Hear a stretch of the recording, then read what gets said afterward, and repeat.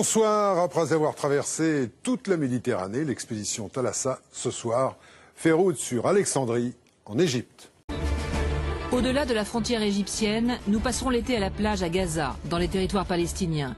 Un pays sous embargo, une prison à ciel ouvert où la plage est le seul horizon, la seule fenêtre sur le monde. Instantané d'un bord de mer au parfum illusoire de liberté. On fait juste semblant d'être vivant. On est assiégé par la terre. On est assiégé par la mer, assiégé par les airs. Qu'est-ce qui nous reste? Il ne nous reste plus que Dieu. Où est-ce qu'on peut aller? Autant de visages qui ont fait la richesse de notre voyage. À Gaza, dans la bande de Gaza, territoire palestinien enclavé entre l'Égypte au sud et Israël au nord. Alors Sophie Bontemps et Yvon Baudin se sont intéressés au quotidien des Gazaouis, quotidien sous embargo, sous blocus et, comme l'année dernière aussi, sous les bombes. Ils nous ont ramené un reportage plein d'humanité, émouvant, un voyage au cœur d'un territoire prison où la cour de promenade est une plage longue de 40 km.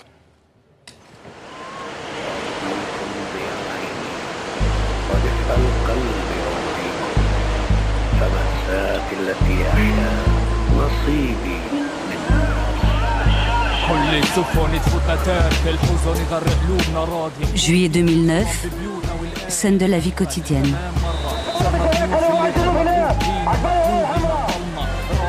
Cela pourrait se passer sur n'importe quelle plage de Méditerranée. Il fait 38 degrés et ici aussi, les surfeurs cherchent la meilleure vague.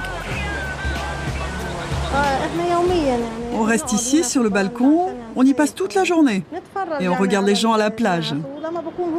Et moi, je regarde mon fils, il est toujours dans l'eau. Il se débrouille très bien, je suis très fière. Tu le vois là, je lui fais des signes comme ça.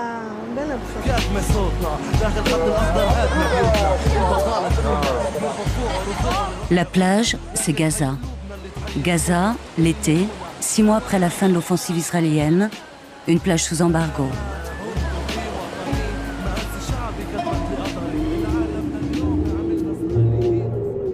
Depuis la fin de la guerre, la reconstruction n'a toujours pas avancé.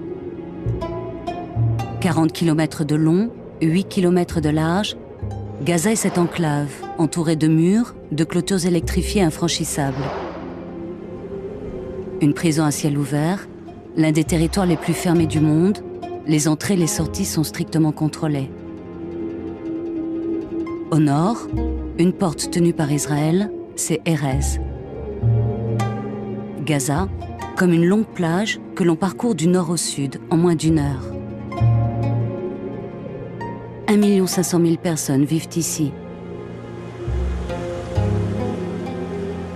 Au sud, des barbelés, c'est la fin de la route. La frontière avec l'Égypte, un point de passage vers le monde extérieur rarement ouvert. Au large, un patrouilleur de l'armée israélienne ferme l'horizon.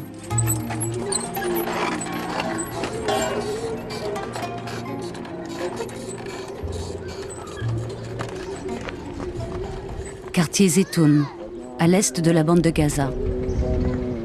En français, c'est le quartier des Oliviers. Mais d'oliviers, il n'en reste plus beaucoup. La famille Samouni a toujours vécu ici. Une grande famille d'agriculteurs qui habite aujourd'hui un champ de ruines. Jour et nuit, un ballon blanc équipé de caméras surveille, un œil dans le ciel. Moussa a 19 ans, ses gravats étaient sa maison. Pendant toute la durée de la guerre, les cadavres de ma famille sont restés là, sous les décombres de notre maison. C'est là que le massacre a eu lieu. Il y avait ici 22 morts sous les pierres.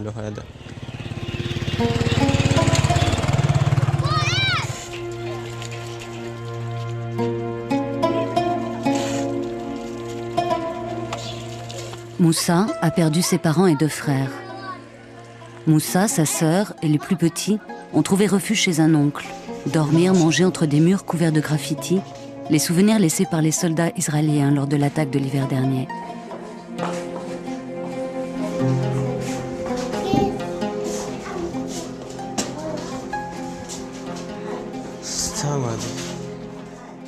Zénab a 13 ans. On a tous peur. Tous les habitants du quartier ont peur. Il n'y a pas que moi. Vous avez peur de quoi? Ils disent tous que les soldats israéliens vont revenir. Pourquoi? Parce qu'on a porté plainte au tribunal pour crimes de guerre. Les gens d'ici discutent entre eux. On a vraiment peur qu'ils reviennent. L'autre jour, il y avait un avion pas loin et il tirait là, juste à côté.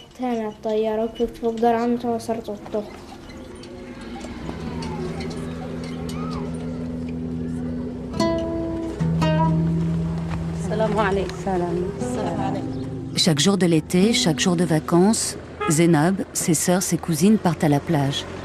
Au bout du chemin, là où les photos des martyrs veillent, un autobus va passer embarquer les filles le matin, les garçons l'après-midi. Car les activités ne sont plus mixtes depuis cette année seulement. Garçons et filles ne sont plus mélangés. Sous la pression des radicaux du Hamas, le parti islamiste au pouvoir.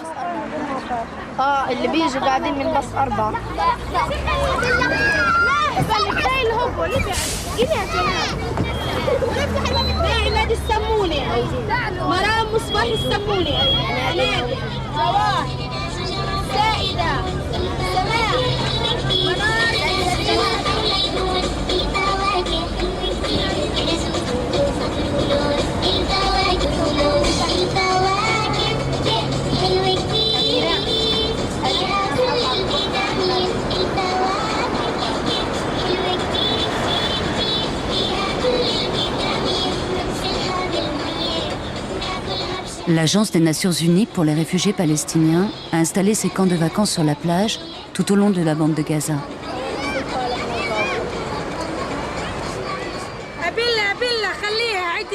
Un centre aéré géant en bord de mer, aux couleurs des Nations Unies, ouvert à tous. 10 000 enfants comme Zénab viennent dans ces camps d'été, chaque jour.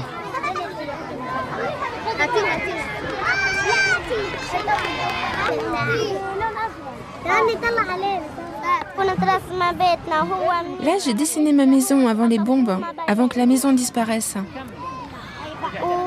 Quand le soleil s'est levé, après le départ des soldats, le soleil était très content. Des fois, je suis heureuse de dessiner. Quand je dessine mon quartier, je le dessine comme il était avant. Mais tout de suite, je me rappelle ce qu'il est devenu et ça me fait du mal.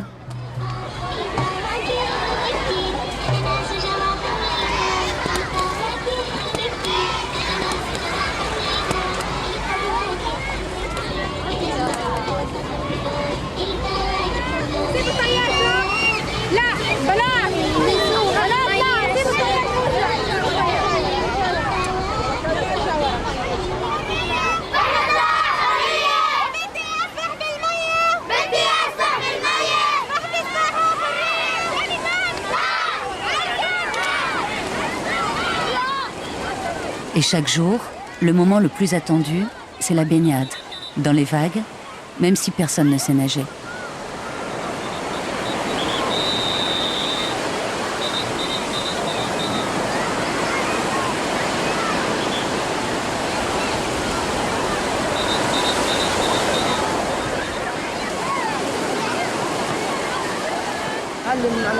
Notre rôle, c'est de leur remonter le moral, leur changer les idées ici à la mer, leur faire oublier les images de la guerre, parce que ces enfants vivent tous sous l'occupation.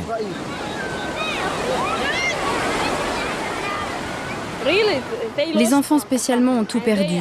Ils sont très touchés. Il leur manque quelque chose, c'est évident. On leur dit venez, ici il y a une fenêtre sur la mer. C'est un espace de liberté pour vous. Qu'est-ce que c'est ce bruit? Ce bruit, je pense que c'est un F-16 qui passe. Vous avez l'habitude? Oui, mais on a toujours peur quand on en entend un. Vous avez toujours peur aujourd'hui? Oui, parce que ce qu'on a vécu, un mois de bombardement, ça a été terrible.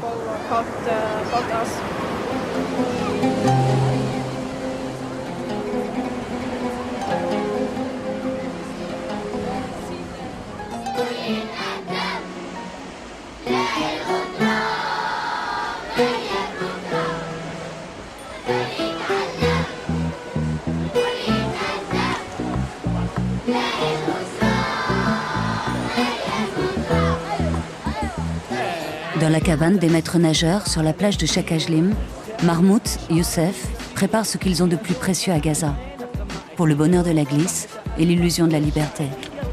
Les vagues ne sont pas très grosses aujourd'hui, mais on va se débrouiller.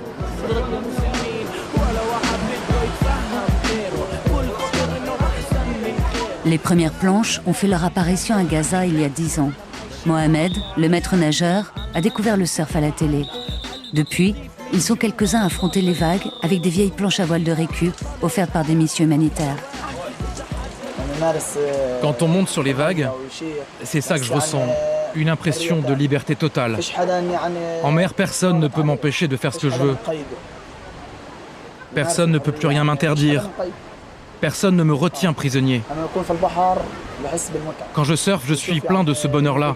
Et quand j'arrive à faire des trucs comme les autres surfeurs, eh bien, je me sens moi aussi génial.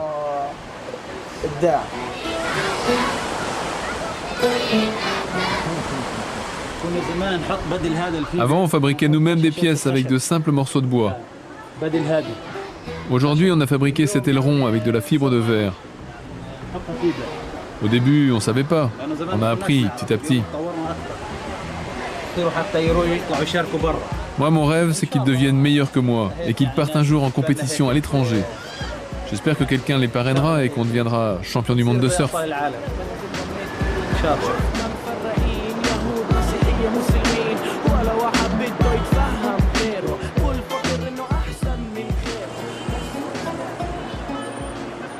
À Gaza, où tout, le ciment, les matériaux de construction, les pièces mécaniques manquent, il n'y a bien sûr pas de magasin de surf pour Mahmoud et ses copains. 6 mois après la fin de l'offensive, Israël maintient toujours un blocus rigoureux. Gaza est une enclave sous embargo depuis la prise du pouvoir des islamistes du Hamas en 2007. Le blocus est une punition collective. Juillet est le mois des mariages et des fêtes. Mohamed Soltan est le père d'une famille de 25 personnes. C'est lui qui fait les courses pour la maison. Il nous emmène sur le marché. Il n'y a pas de famine à Gaza, mais certains produits jugés luxueux par les autorités israéliennes n'arrivent pas toujours. Il y a quelques mois, c'était les macaronis. En juillet, c'est le chocolat et la sauce tomate qui sont interdits. Visite guidée dans les boutiques. Toutes ces boîtes, tout ça, toutes ces conserves, elles viennent pas d'Israël, elles viennent d'Égypte. Ce fromage, par exemple, il est égyptien. Là-bas, il coûte 1 shekel. Ici, il est beaucoup plus cher, il est à 7 shekels. Je connais bien les prix en Égypte. Avant, je faisais le marché là-bas. Tous ces produits, le halawa, toutes ces boîtes, les épices, la sauge, les noix de muscade, tout ça, ça vient par la contrebande, par les tunnels. Ça rentre d'Égypte et tout ce qui arrive par les tunnels est 3 fois plus cher. Israël avait déclaré dernièrement qu'ils allaient ouvrir les frontières. Mais en fait, ils ne laissent entrer que des produits d'entretien fabriqués en Israël et qui sont à la limite de la date d'expiration. Personne n'achète les produits qu'ils laissent entrer. Il y a 2 mois, ils ont annoncé l'entrée de 15 autres produits. Mais depuis 2 mois, il ne s'est rien passé, rien n'est arrivé. Le ramadan va commencer et aucun des produits qu'on consomme pour les fêtes n'est encore arrivé.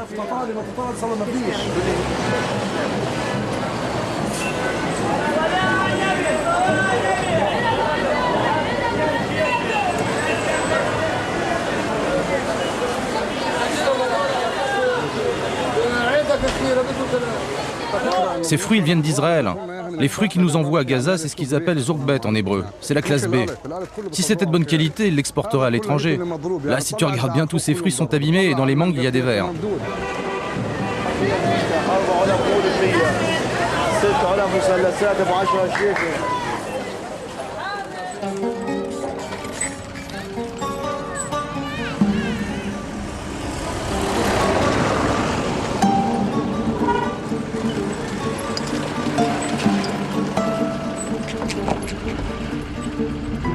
Hassan est le fils aîné de Mohamed Soltan. Il est notre chauffeur et nous emmène tout au sud, jusqu'au tunnel de contrebande.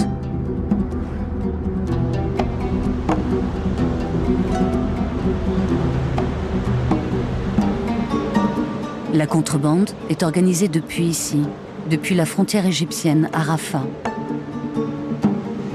Des tunnels de 200 mètres à 1 kilomètre de long sont creusés dans le sable et passent sous cette frontière. tout ce que les Israéliens ne laissent pas entrer transite sous terre, à 50 mètres des miradors égyptiens. C'est une véritable économie, la plus grande source d'emploi du pays.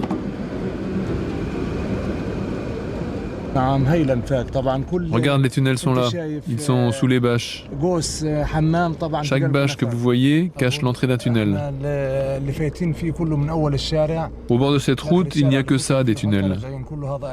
C'est ici qu'on fait passer les produits de l'Égypte à Gaza.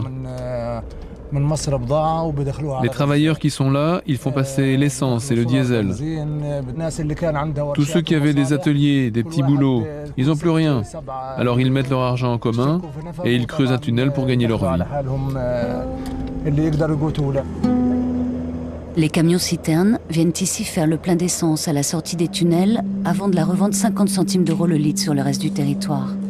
Ce que Hassan ne dit pas, ce sont les armes qui transitent aussi par des tunnels particuliers contrôlés par les islamistes du Hamas. Il y aurait 1 millier de souterrains en activité dans l'enclave palestinienne, mais le passage est dangereux. Le jour du tournage, 5 personnes étaient prises au piège des galeries effondrées.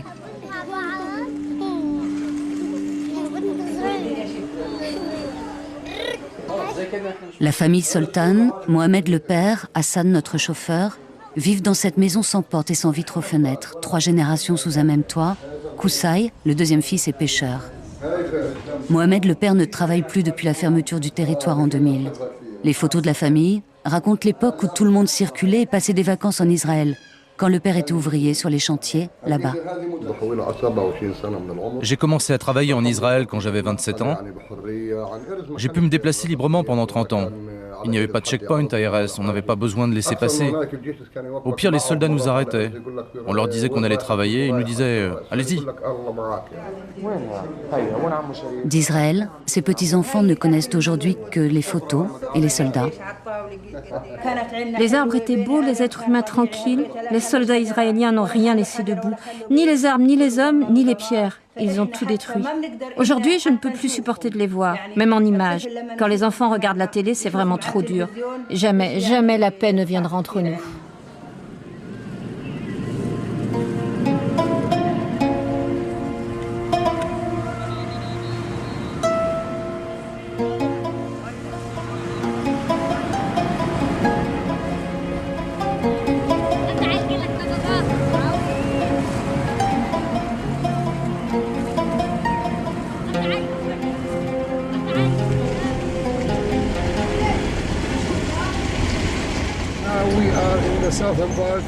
Nous sommes dans le plus grand camp de Gaza, c'est le camp de Shati.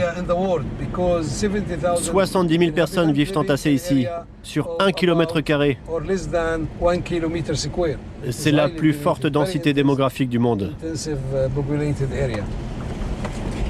Ahmed Yacoubi est né dans le camp de Shati. Il est le directeur du service des eaux de la bande de Gaza. Et à Gaza, les égouts se déversent directement dans la mer.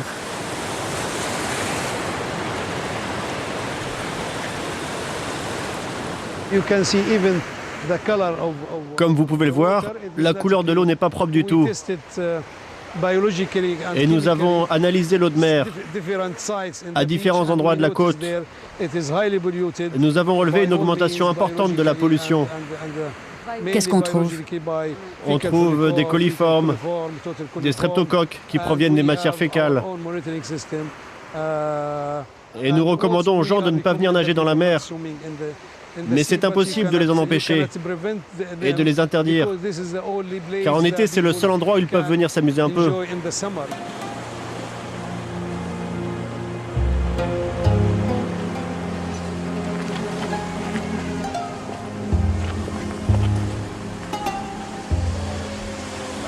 Bonjour, vous habitez où?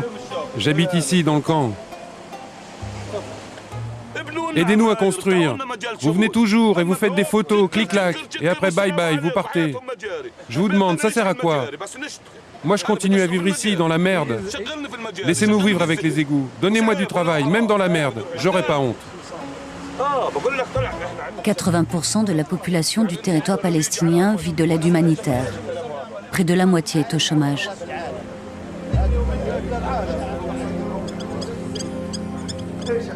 C'est l'une des 2 stations d'épuration de la bande de Gaza. La centrale a été bombardée, elle est à l'arrêt. Aucun des moteurs de ce bassin ne fonctionne. Bien sûr, aucune pièce détachée ne peut rentrer. Blocus oblige.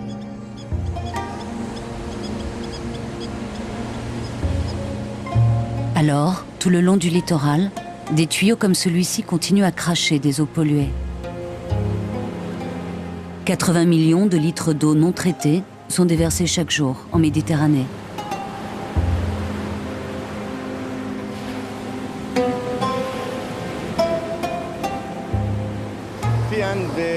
Mon frère est maître nageur et il est allé sauver quelqu'un qui se noyait ici. Et depuis, il est malade. Il a des problèmes aux yeux. Et moi aussi, j'ai mal aux yeux. Dès que tu rentres dans l'eau, ça te brûle et ça te fait mal. Il faut vraiment que les autorités fassent quelque chose, qu'ils nous enlèvent ça d'ici.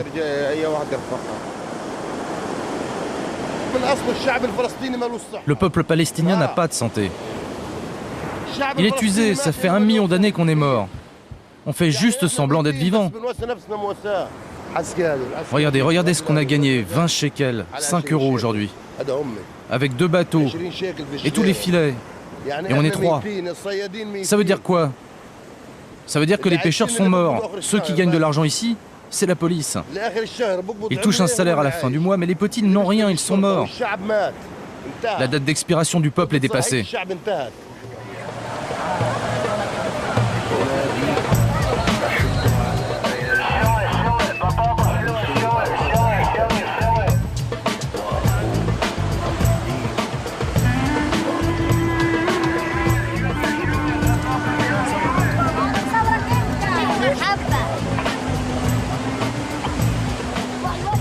Aujourd'hui, c'est vendredi et sur la plage, les policiers du Hamas patrouillent comme chaque jour.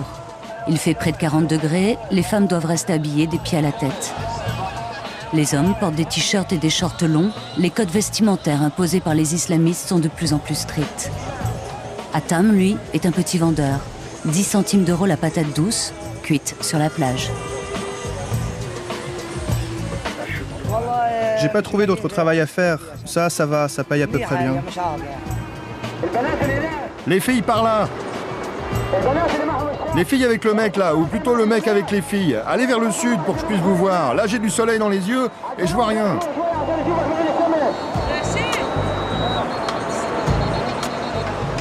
Eh les jeunes là-bas, vous voulez mourir, c'est ça? Allez plus vers le sud. Si vous restez là, je peux pas vous voir à cause du soleil. J'y vois rien, je vous dis. Allez-y, bougez. Allez vous baigner tous ensemble vers le sud.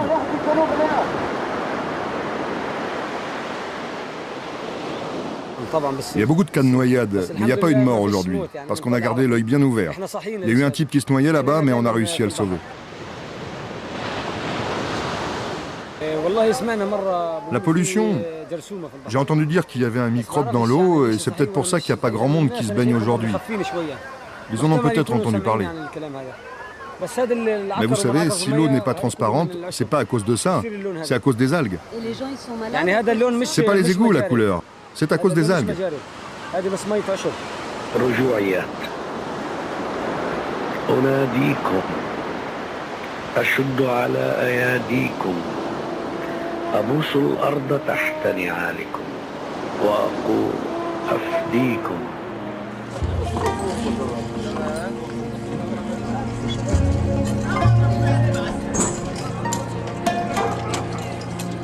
Sur le port, c'est le petit matin. Un vent de brume et de chaleur enveloppe la bande de Gaza. On a rendez-vous avec Koussaï pour embarquer à bord de l'un de ses chalutiers. Les bateaux à Gaza n'ont plus d'âge. On s'étonne presque qu'ils arrivent encore à naviguer. Moi, j'ai toujours eu envie de quitter Gaza, définitivement, de partir. Ouais, de ne plus revenir. Ouais, c'est ça, ne plus revenir. On a envie de sortir d'ici, ne plus jamais voir Gaza, à cause de toute cette souffrance, à cause des bateaux militaires, à cause de l'embargo, de l'enfermement. Ils nous étranglent avec l'embargo. Quand on prend la mer et qu'on s'approche des frontières vers le sud ou vers le nord, je veux dire vers l'Égypte ou vers Israël, j'ai toujours envie qu'une grande tempête arrive et qu'elle me jette de l'autre côté de la frontière. Comme ça, je pourrais toujours dire aux Israéliens, c'est à cause de la tempête, c'est pas de ma faute.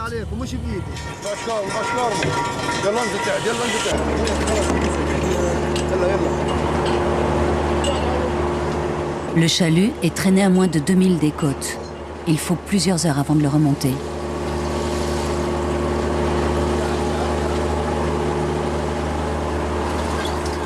5 heures d'attente pour ça.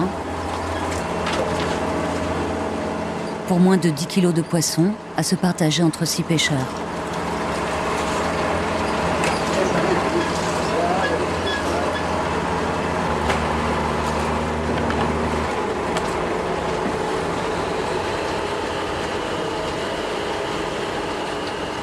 Vers le nord, on est presque à la frontière avec Israël. Regardez, regardez, il arrive, il est là-bas. Les bateaux militaires sont là au large. Ils empêchent tous les chalutiers d'approcher à moins de 2000 des frontières. Tu as entendu l'obus? Qu'est-ce que tu veux de plus? Et ils viennent d'en balancer un autre. Il va pas venir sur nous. Il continue à tirer pour qu'on se casse, c'est tout. Mais si on continue vers le nord, vers la frontière, là ça va vraiment faire mal. Il n'y a plus de compromis maintenant. Ils te tuent direct, au lieu de t'arrêter comme avant. Avant, on jouait aux gendarmes et aux voleurs, mais ils rigolent plus maintenant. Ils envoient un obus et ils s'en foutent si on meurt ou pas. Il n'y a pas d'humanité. Ils ne comprennent pas qu'il s'agit d'êtres humains sur les bateaux de pêche. Pour eux, on est des terroristes, rien d'autre. Alors vous inquiétez pas, c'est normal. L'obus est tombé à moins de 20 mètres. Le moteur du chalutier porte toujours les traces des balles israéliennes. Il y a des accidents chaque jour à Gaza. Les bateaux ne peuvent plus aller au-delà de 2005 des côtes. Le territoire de pêche se réduit de mois en mois.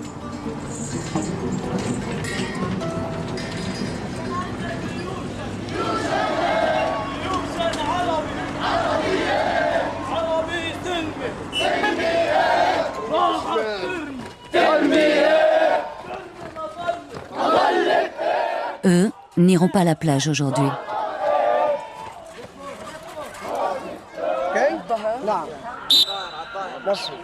Pas question de s'amuser. Ces garçons ont entre 12 et 18 ans et sont enrôlés dans l'un des camps d'été du Hamas, le parti religieux au pouvoir. Pour les islamistes du parti, il s'agit de forger la nouvelle génération.